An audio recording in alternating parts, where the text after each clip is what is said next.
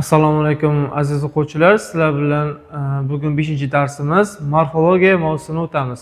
Morfologiya asosan asos va qo'shimchalarga bo'lish mavzusi hisoblanib, masalan, paxtakorlarga degan so'z bor.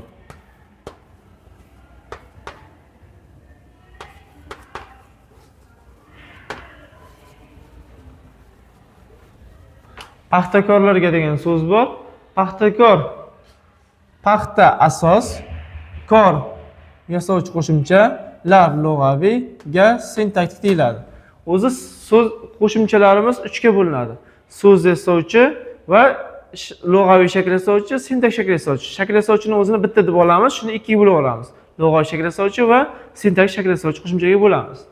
Shulardan paxtakor, paxta asos, ya'ni predmet nomi, narsa nomi, kor, ya'ni uni bilan ishlaydigan inson ya u bilan shug'ullanadigan shaxs, lar ko'plik shakli, ga esa sintaktik shakl yasovchi qo'shimcha. Endi shu qo'shimchalarni ma'nosiga e'tibor beradigan bo'lsak, so'z yasovchi qo'shimchalarimiz asosan asosga qo'shilib yangi so'z hosil qiladi. Paxta so'zidan paxtakor, ya'ni unga ega bo'lgan shaxs. Lar esa lug'aviy shakl yasovchi qo'shimcha bo'lib, uning tasrifi lug'aviy shakl yasovchi qo'shimchalar so'zga qo'shimcha ma'no beradi. So'zlarga yangi ma'no kasb etmaydi ya so'zdan yangi so'z yasamaydi. Lar qo'shimchasi paxtakorlar, ya'ni paxtakor insonlar, ya'ni paxta bilan shug'ullanadigan insonlarning bir nechta undan ko'p ortiq ekanligini bildirib kelyapti. Ga shakli sintak shakli yasovchi qo'shimcha hisoblanib, asosan tuzilishiga ko'ra bu kelish shakli qo'shimchasi, ya'ni ga jo'nalish kelishiga.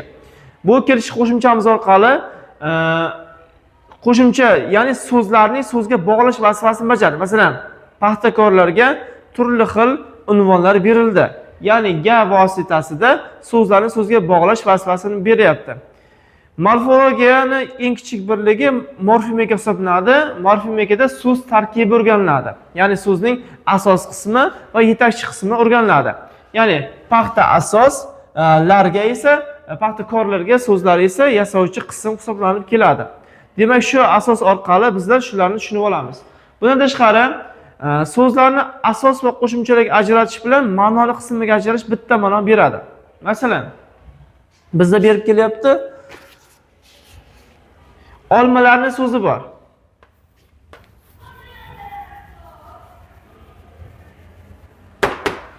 Olmalarning so'zi bor. Olma bu mevali daraxt ma'nosi, leksik ma'nosi bu mevali daraxt. Tuzilishiga ko'ra olma asos, lar lug'aviy shakl yasovchi, ni kelishik shakli, ya'ni sintak shakl yasovchi qo'shimcha hisoblanib kelar ekan.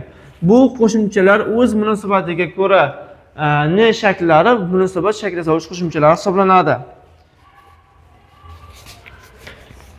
Yana bitta misolimiz bor sizlar bilan. Terim.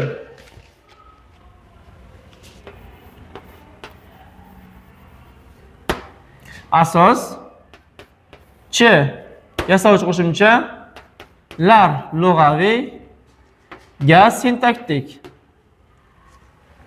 Demak, qo'shimchalarimiz 3 ga bo'linadi, yozib qo'yamiz. So'z yasovchi,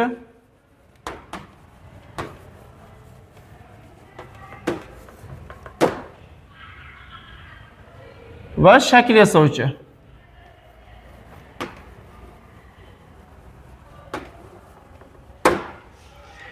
So'z yasovchi va shakl yasovchi. Shakl yasovchi qo'shimchamiz boya aytib o'tganimda 2 ga bo'linadi. Lug'aviy va sintaktik. Birinchisi so'z yasaydi.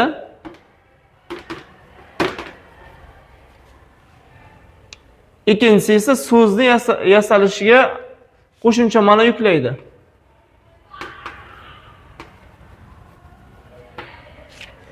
Demak, sizlar bilan o'tadigan mavzumiz shundan iborat bo'ldi. E'tiboringiz uchun rahmat.